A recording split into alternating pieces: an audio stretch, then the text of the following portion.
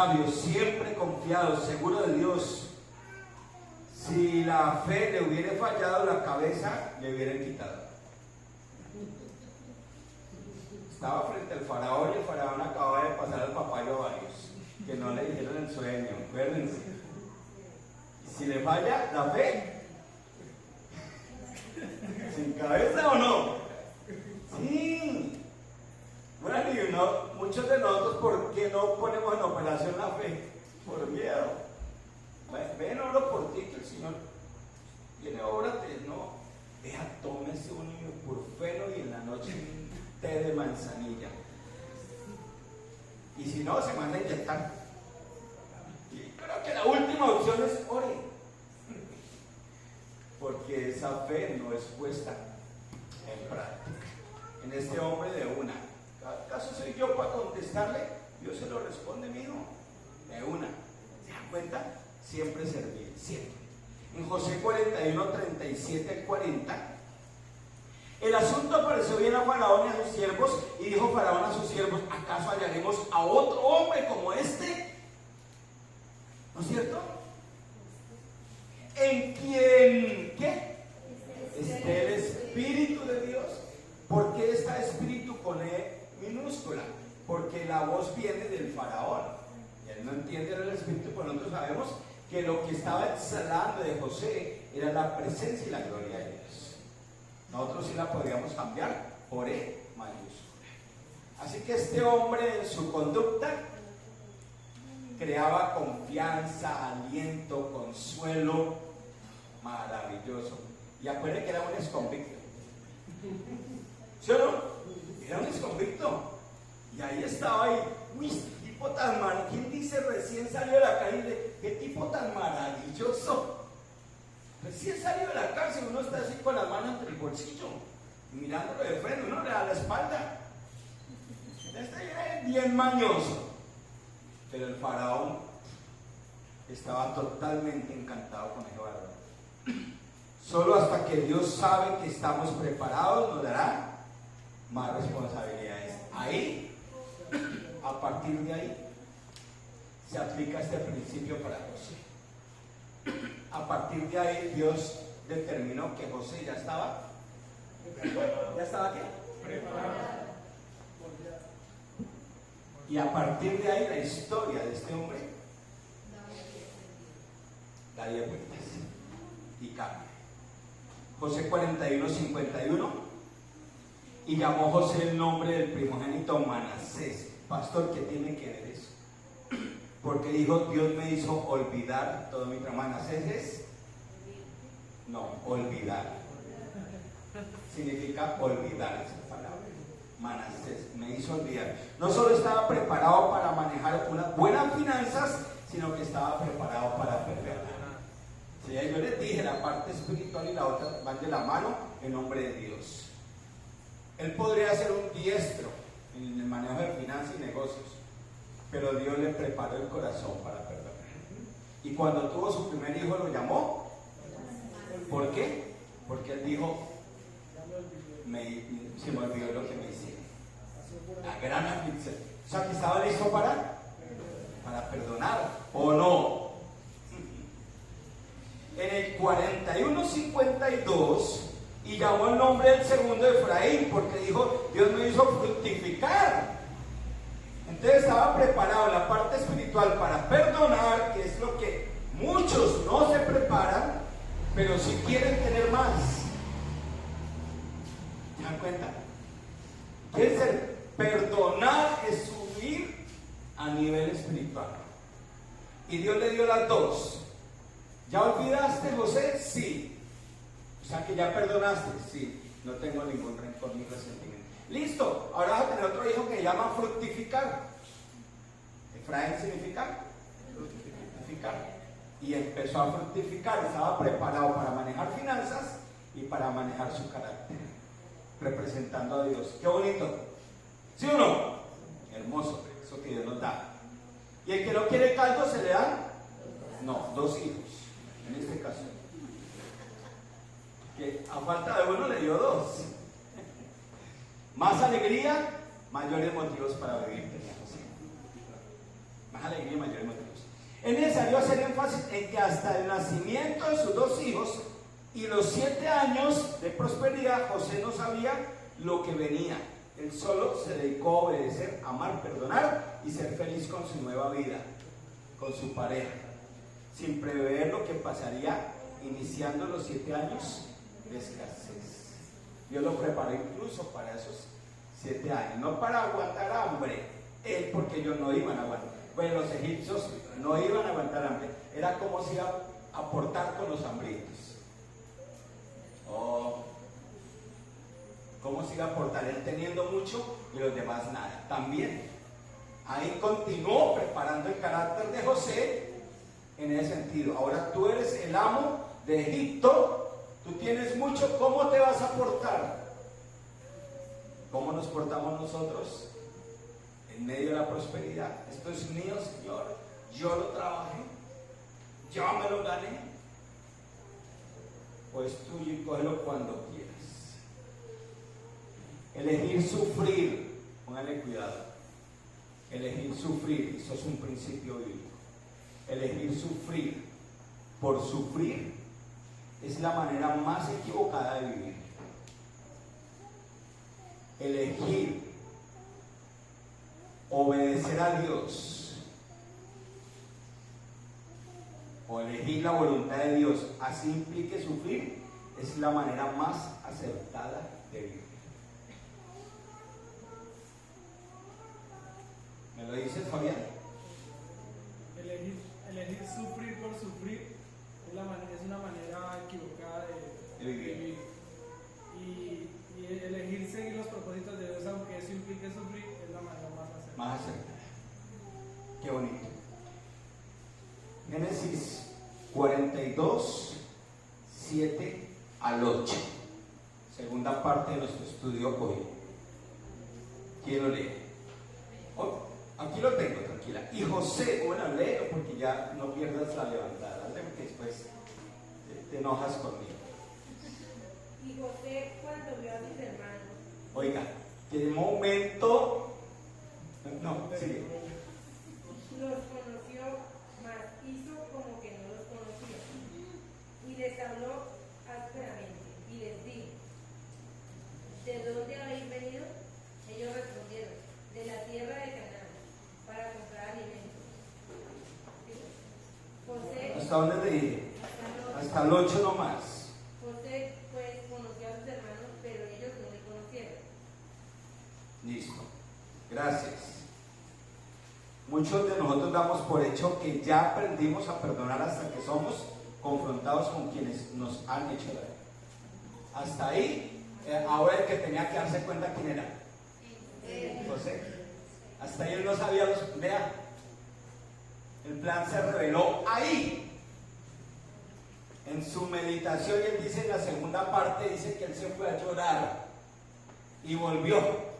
En ese llanto, el llanto no solo era de alegría de ver a sus hermanos, sino yo digo que el mayor gozo de este hombre, y si ustedes han sentido ese gozo, ustedes saben de qué estamos hablando.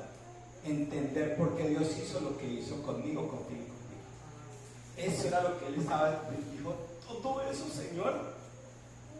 Y darse cuenta que había perdonado. Sí, o sea, sentir que sí era un perdonador, porque es que yo les pregunto a ustedes, ¿ustedes ya aprendieron a perdonar? No, pues no. Preséntele la persona que le hizo daño frente de ustedes, o las que le hicieron daño. En el pasado, presente, a ver si realmente ya aprendieron. Vean, José tenía que pasar por eso. Aquí estaban los que lo tiraron al pozo, los que lo quisieron matar, los que le hicieron la vida de cuadritos cuando vivía con ellos, y estaban los que lo vendieron como un esclavo. Eso genera mucho odio. Él entendió el principio bíblico de Proverbios cuando dice que el odio genera rencillas, pero el amor cubre todas las faltas. ¿Se puede decir que Dios todavía estaba probando? No, Dios ya lo había probado. Le estaba mostrando que él ya había perdonado. Ahí ya le estaba revelando el plan. O sea, ya estaba listo. Ya estaba listo. Solo Confirmando. háganlo. Pues, para poder hacer las películas de Hollywood. Mira que Dios estaba permitiendo eso. O si no, pues ¿cómo? Si no, no tendrían fin las películas. Y que si vemos esa película siempre aún todavía, aunque como la maldad ha crecido tanto en el mundo, Toretto lo reemplaza en Semana Santa. Y los hermanos de Toretto. Pastor, ¿quién es Toretto? ¿Usted mantiene mirando eso? Alguna vez lo vi. Vuelvo y les repito, muchos de nosotros damos por hecho que ya aprendimos a perdonar. Mis hermanos, conmigo no seamos bocones. ¿No seamos qué? Bocones. No de boca grande, no, eso ya es un error, un defecto que ya no hay nada que hacer ahí. No seamos bocones, si yo ya aprendí a perdonar, no. Deja que llegue el momento y que la persona esté ahí. Ahí podrán decir, ya perdoné. Y cuando llegue el momento, evalúa, reflexiona y medita. Si pierdes el examen, ya sabes, tienes que pasar por algún sufrimiento, una patadita que el Señor te dé para llevarte, porque imagínate que Jesucristo dijo, perdónanos porque no saben lo que hacen. Y nosotros constantemente estamos subiendo a Cristo a la cruz. Y Él sigue diciendo, perdónanos porque no saben lo que hacen. Tenemos nosotros forma de tener resentimiento contra alguien cuando Cristo ya nos perdona a nosotros. Cuando dice el libro de Hebreos, y añade, y nunca más me acordaré de sus pecados y transgresiones. Y ya hubo una ofrenda por ellos. Yo me ofrendé, dice el Señor. Yo ya no tengo que salir, no, y como que no los perdono. Perdonados, eso nos lleva y nos pone en una situación difícil de decir, yo no lo perdono, yo no la perdono. Es que lo que me hizo pastor, usted no los conoce. No, pues conozco a Jesucristo. Y es suficiente que lo perdone Dios. Llegó el turno para José de mostrar con hechos que en su corazón no había ningún residuo de resentimiento, rabia, deseo de venganza o soberbia. Cuando dice que les habló ásperamente, se dirán, ay pastor, véalo, usted falló ásperamente. Si ustedes van a la palabra ásperamente, no está diciendo, la palabra dice airaos, pero no pequéis. Pero detrás de eso había algo. En verdad eran sus sentimientos truncados. Fue tanta la emoción. O sea, es que los vio así. Pero es que no le dijeron, tutú, vienen sus hermanos. Ay, me voy a preparar. No, es que él estaba recibiendo la que estaba vendiendo de las bodegas. ¿Para usted cuántos puntos? ¿Para usted? O sea, les habló ásperamente porque fue la reacción primaria, entiendan eso. Claro, son los impulsos de nosotros. Nosotros también hablamos ásperamente, son impulsos que dan. Pero realmente muchas veces no reflejan lo que en verdad tenemos en el corazón, como cuando adulamos a la persona, le damos la palmadita, pero el corazón está lleno de rencor. Es lo mismo. Sentimientos. No supo en el momento expresar en su corazón la alegría y gozo de ver a sus hermanos después de 20 años. Tenía 17. La palabra dice que cuando empezó a reinar tenía 30. Y pasaron 7 años de vacas gordas. 20 años sin ver a sus hermanos. Por favor, ¿qué otra reacción? Ahí no lo podemos juzgar para nada, absolutamente. Tiempo suficiente para perdonar y olvidar. Mucho cristiano guardan mucho rencor de años atrás. Cosas que para nada le ayudarán a avanzar. Esas son las actitudes que demoran los planes de Dios, lo que les dice ahorita. Por eso no te quedes con los brazos cruzados cuando el Salvador murió, con los brazos abiertos. Y cuando Él los abrió, dijo, perdónalos, porque no saben lo que hacen. Exactamente lo mismo que Dios está diciendo a ti. Perdona, siempre le he dicho, quien sufre es el que no perdona. Nosotros ni por enterados, sea que tú los oyes. Entonces, es un acto de benevolencia para uno mismo. Aprender a perdonar. Dice que José conoció a sus hermanos, pero ellos no lo conocieron. Habían pasado 20 años. José se vestía como egipcio, hablaba como egipcio y se portó como egipcio, pero su corazón seguía siendo israelí. Seguía siendo, pero él ya tenía sus ojos pintados, todo. No había forma de que lo requiriera. Además, ellos ya lo metimos al hueco y ya, mano. Sí, claro, ellos no lo conocieron porque lo daban por muerto, tal vez. Porque olvidaron su pecado, ojo con esto. Porque eran insensibles y no les importó no solo el daño que le hicieron a José, sino a su propio padre. Eran insensibles. Ellos vieron llorar a su papá porque ellos sabían cuánto amaba este hombre al Cuba. Lo vieron llorar y no les corrió, por favor. Tal vez Rubén por ahí parte, yo les dije a ustedes que no, que vean, pero tampoco hizo nada. Y 20 años ese viejito sufrió por la ausencia de su hijo. Y ellos sí es que eran insensibles. Lograron vivir con el papá 20 años viéndolo sufrir. Por eso ellos no lo conocieron. Pero José todavía conservaba un corazón conforme al corazón de Dios. Qué bonito. Andaban como si nada, poco temor de Dios, no sabían que Dios estaba por cobrarles un pecado después de 20 años. Se acercaba el momento ahora para ellos. Y también cómo pueden pasar muchos años, pero que llega la No, es que es justicia un principio de Dios. bíblico. Está en Proverbios 28:13. ¿Les da miedo coger la Biblia y leerlo?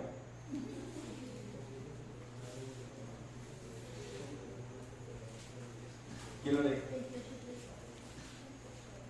¿Conocido? ¿Quién lo lee? ¿Nadie? El que cubre sus pecados no prosperará, mas el que los confiesa y se aparta alcanzará misericordia.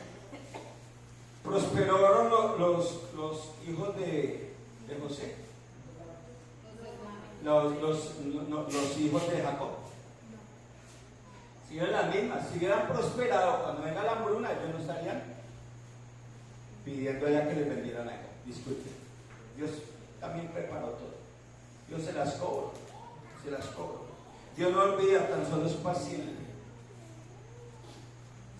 Algo que el Señor ha hablado aquí muchas veces, y me acuerdo que muchas veces, si tú tienes pecados de hace 5, 6, 7, 8 años, por favor, ¿qué te cuesta ponerlos delante del Señor? Para que haya una libertad en tu corazón, para que Dios te libere. Creo que el Salmo 19:10 habla algo sobre eso. Dice, y en la última parte dice, líbrame de los que me son ocultos. ¿Sí lo han visto por ahí? Líbrame de los que me son ocultos. ¿Qué dice ahí? Deseables son más que el oro y más que mucho oro. 16. No, 19, 16. La última parte. Salmo 19, 23. 19, 23, hasta el 14. No existe entonces, es en el 19, estoy seguro. Y en la última parte dice, líbrame de los que me son ocultos. El 12. El 12. ¿Quién podrá entender sus ¿Quién podrá entender sus propios pecados? Líbrame de los que se ocultan en mi corazón. Salmo 19, 12, no lo olvide. ¿Quién podrá entender? Lo estaba diciendo este varón. Líbrame, Señor, de los que se ocultan 20 años, 7 años. ¿Hiciste daño hace 7 años, 8 años, 10 años, 15 años, 2 años, 1 año, hace 3 meses? Y como somos fáciles de olvidar, vamos por la vida como si nada hubiera pasado, pero en la ley de Dios dice, no, yo no los olvido. Y hoy nos está diciendo, mira, tú no has confesado tu pecado.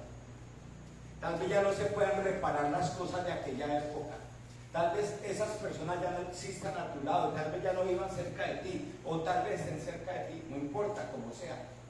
Pero si, Dios sí está cerca de ti diciéndote, acuérdate lo que hiciste, no pases por alto. 20 años, hermano, 20 años que estos hombres dijeron, pudimos hacerlo.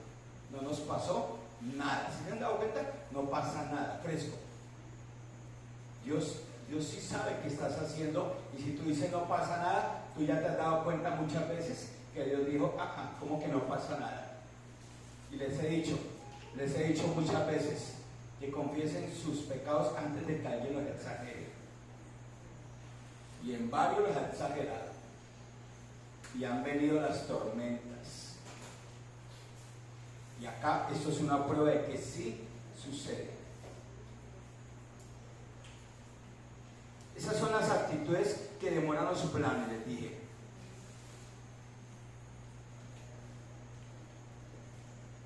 No hay pecado tan grande que Dios no perdone, ni pecado tan pequeño que Él no discipline. No se le pasa a nadie por la galleta. Les aseguro, hermanos, que en toda la historia de la humanidad, con los miles y miles de hombres que han muerto y los más de 7.000 millones de hombres que hay hoy en día, no existe un hombre que haya podido burlar a Dios. Conozco varios, Señor, que murieron llenos de plata y felices. Se están quemando en el infierno si no se arrepintieron. Tal vez acá en la tierra de tu Padre, Él se burló de Dios porque hizo lo que se le dio la gana, porque el hombre siempre tiende a hacer lo que se le da la gana, porque es parte de nuestra naturaleza. Alguna vez les dije, siembren un bello jardín y pongan un letrero que diga no pisar, y al otro día revisen. Esta tendencia es esa, a ir en contra de Dios. ¿Necesitamos de Dios? Claro, necesitamos de Él, absolutamente. Génesis 42:9 y Génesis 37:5 al tiempo, por favor. Ya estamos de un pelito. 42:9 y 37:5. Entonces se acordó José de los sueños que había tenido acerca de ellos. Revelación. Entonces José se acordó, se dan cuenta, Dios le dijo, mira por qué, mira la meta que yo te di, mira los sueños, mira los propósitos que te dije en aquella época, y después de que pasó todos esos tormentos, dificultades, dice el Señor que el Espíritu Santo puso en su mente lo que había pasado hace ¿cuántos años? 20 años. Difícil acordarnos si un evento de esos, una promesa que Dios nos dio hace 20 años, uno no se acuerda. Si no se acuerda la que nos dio ayer, toda la de 20 años. Y complemento con ese. Y soñó José un sueño. Ese. Y lo contó a sus hermanos. Ese. Esos dos van de la mano. El inicio del plan de la revelación de Dios inició ahí. Lo que no le dijo es cómo iba a ser la cuestión. No se lo dijo. Obedézcame y listo, mijo, pero no le voy a contar cómo va a ser. Y ahí él pudo coger un papel, un lápiz y empezar a escribir toda la historia. No estoy diciendo que él escribió, no, que fue Moisés que escribió. Dios le reveló, pero le escribió exactamente la historia que hubiera podido escribir también José en ese momento.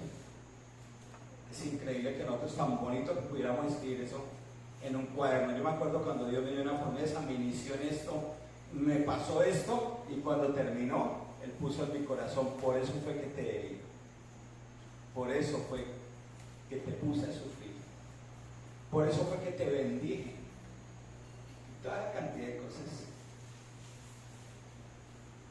Cuando los planes de Dios son revelados y el hombre los entiende, ¿cuál es la diferencia?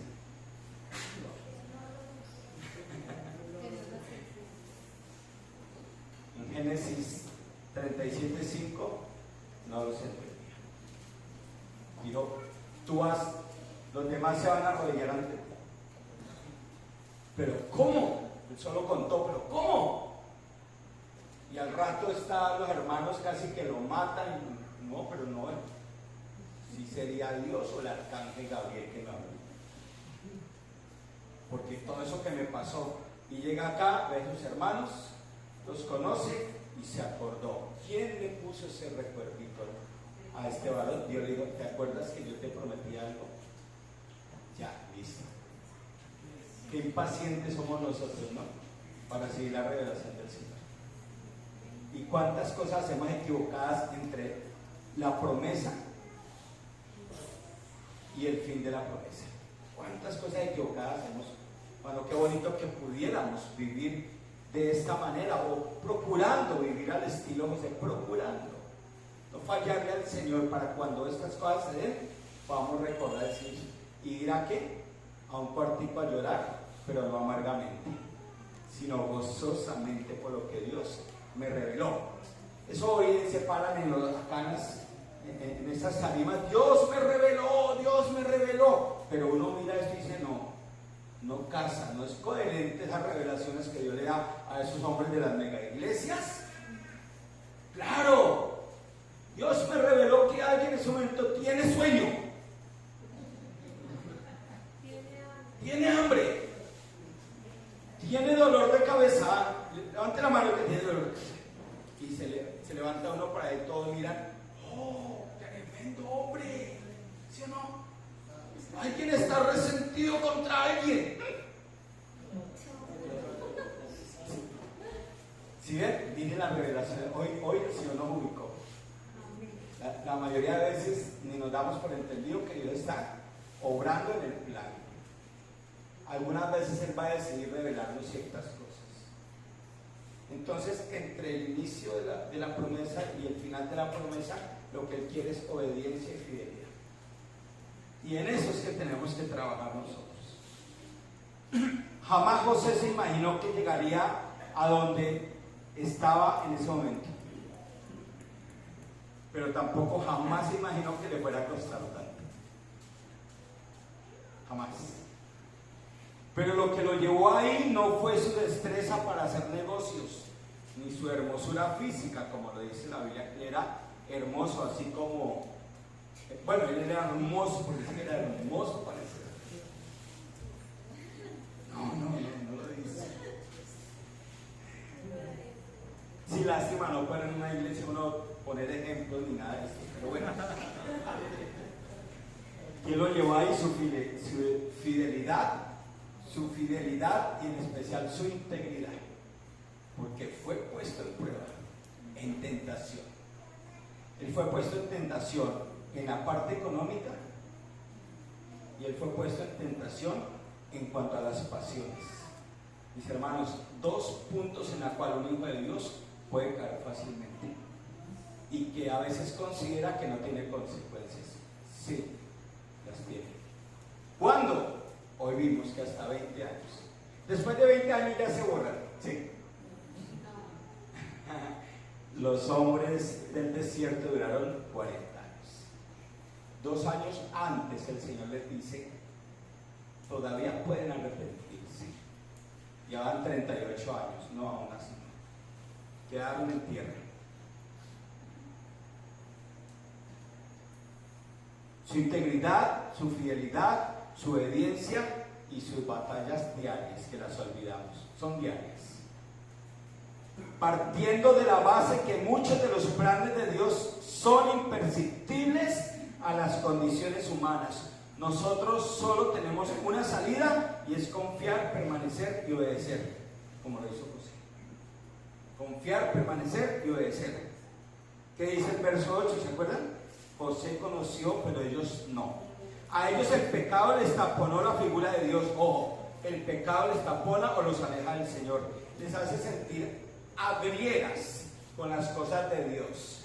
Alejamiento con las cosas del Señor. La palabra, la oración, a veces la iglesia, las actividades de la iglesia, el compartir la luz de Cristo con otros, tiene que ver siempre con pecados incómodos o pecados que se están cometiendo.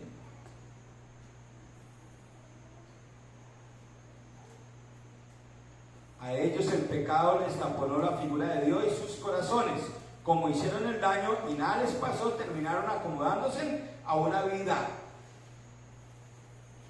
Nada pasó al instante, pequé y nada pasó, que dijeron, nada va a pasar. Y les ha pasado a muchos. Han dicho, nada pasa con lo que hice. Nada pasa. Sí pasa. Mientras José evolucionaba espiritualmente, por eso apenas los vio, sabía quién estaba detrás de todo esto. Para José fue fácil reconocer el plan de Dios. Ellos no porque estuviera vestido de egipcio y se comportara como egipcio. Así se hubiera presentado con sus mismos trapos, que lo vendieron como esclavo, seguramente hubieran dicho, este man se parece a José. Ahora se parece a un hermano que tuvimos. Ni aún así. Así que para el que es espiritual los planes son perceptibles. Para el que no, es difícil que los entienda. Como lo vemos en 1 Corintios 2, 14, 15, lo hemos leído mucho, pero lo voy a leer yo de esta versión para que sea más entendida, más clara. 1 Corintios 2. Acuérdense que son textos pero que a veces no meditamos. Por eso la palabra hoy nos inició con meditar y reflexionar sobre la palabra, rumiar, ¿sí? A partir de hoy no se les va a olvidar la palabra rumiar, horas enteras, la misma palabra, horas enteras. 2, 14, 15, dice, pero los que no son espirituales, aunque tengan el Espíritu de Dios muchas veces, lo que pasa es que no han desarrollado esas capacidades, no pueden recibir esas verdades de parte del Espíritu de Dios. Todo les suena ridículo y no pueden entenderlo, porque solo los que son espirituales pueden entender lo que el Espíritu quiere decir. Los que son espirituales son todos aquellos que han recibido a Cristo como Señor y Salvador. Tienen la capacidad, dentro de esos hay dos grupos, algunos que se la pasan toda la vida cristiana sin entender, sin disfrutar las capacidades que el Espíritu da, y otros que desarrollan las capacidades que el Espíritu les da, y entonces entienden mucho sobre los tiempos, sobre las circunstancias, sobre los sufrimientos, van entendiendo más y más, por eso sus vidas son más tranquilas. Los que son hijos de Dios y les llegan situaciones difíciles, sufren como los de afuera, como si no fueran hijos de Dios, porque no entienden nada. Los que son espirituales pueden evaluar todas las cosas, pero ellos mismos no pueden ser evaluados por otros. No pueden porque no pueden simplemente. Lo que dice Oseas 4:6, mi pueblo muere, sufre, se duele por falta de discernir. Sufren cuando no deberían sufrir por falta de discernimiento, porque no todo lo que brilla es la voluntad de Dios. ¿Sí? No todo lo que brilla, porque dice que se presenta como ángel de luz, brilla. Uno tiene que aprender a discernir qué es de Dios y qué no es. Entonces no todo lo que brilla es oro. Pues la voluntad de Dios. Bien, vamos. Final, unos consejos finales. No hay peor fracaso que tener éxito en las cosas equivocadas. No hay peor fracaso que tener éxito en las cosas equivocadas. Ganar dinero y no ser feliz es un éxito equivocado.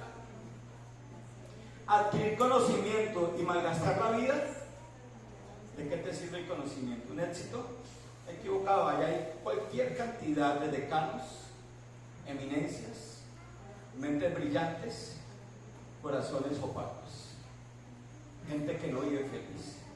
Tener una familia pero no un hogar. Hay muchos que tienen una familia, no tienen un hogar. Hogar significa hoguera, leña, prende constantemente, arde. Algunos arden con el sartén en la mano, pero arden. ¿Eso es un hogar también o no? Tener trabajo y vivir renegando, ¿les pasa? Eso es un éxito equivocado. Vestir bien pero vivir mal, porque muchas veces el vestir bien es para tapar una insatisfacción interna, para mirarse en el espejo y recrear un poco esa figura y tratar de alentar algo de su vida en la cual algo anda mal dentro de sí. Entonces a veces la ropa, la figura, la delgadez, lo que quieren es taponar un problema que hay interno, y nada de eso lo va a arreglar, porque el día que se ponen los chinos con los que lavan la ropa o brillan el piso, se ven al espejo, este soy yo, esta soy yo. Mientras que una persona que tiene su corazón delante del Señor, con chiros o con trajes lindos, tiene una autoestima fuerte, siempre, porque siempre se está viendo como Dios los ve. No necesita con ropa satisfacer sus vacíos. Un éxito equivocado, pero vístete bien en tu corazón y todo lo que te pongas te va a quedar bonito. Tener y no llenarse, éxito equivocado. Llegar a una meta y darte cuenta que no era tu meta, éxito equivocado. Amar a un Dios que no es el verdadero Dios. ¿Te imaginas un tiempo de cristiano que te das cuenta, hola, ¿qué Dios amaba yo? Yo creía que yo amaba a un Dios. Cuando te das cuenta, no, tú amabas el Dios dinero. No, verdad, yo iba a la iglesia era para que el Señor me ayudara en mis cositas. Tú amabas el Dios placeres. ¿Verdad? Es que yo empecé a ir a la iglesia fue cuando empecé a tener problemas en mi familia y bueno, ya cuando se arregló eso, entonces volvía, tú estabas amando al Dios placeres, al Dios familia, al Dios éxito del mundo. Pero el Dios de la Biblia muchas veces es diferente a todo eso que se considera. Tener salud y vivir enfermos. Hay mucha gente que tiene salud y vive como enfermos. Unas caras de raquíticos. Uno los ve como con 30 epidemias encima. Ese mínimo tiene reumatismo, encefaloidea, disentería, cáncer. Porque esa actitud es y están bien. Están bien y mantienen en el médico dice, todos los exámenes están bien, pero doctor, me siento como enferma. ¿Están entendiendo? Eso es un éxito equivocado. Ser parte de una iglesia y ser indiferentes es un éxito equivocado. Tener vida pero vivir como muertos, éxito equivocado. Solo alguien que vive en el amor de Dios sabe que con Jesús una mala noticia jamás es la última. Vamos a orar.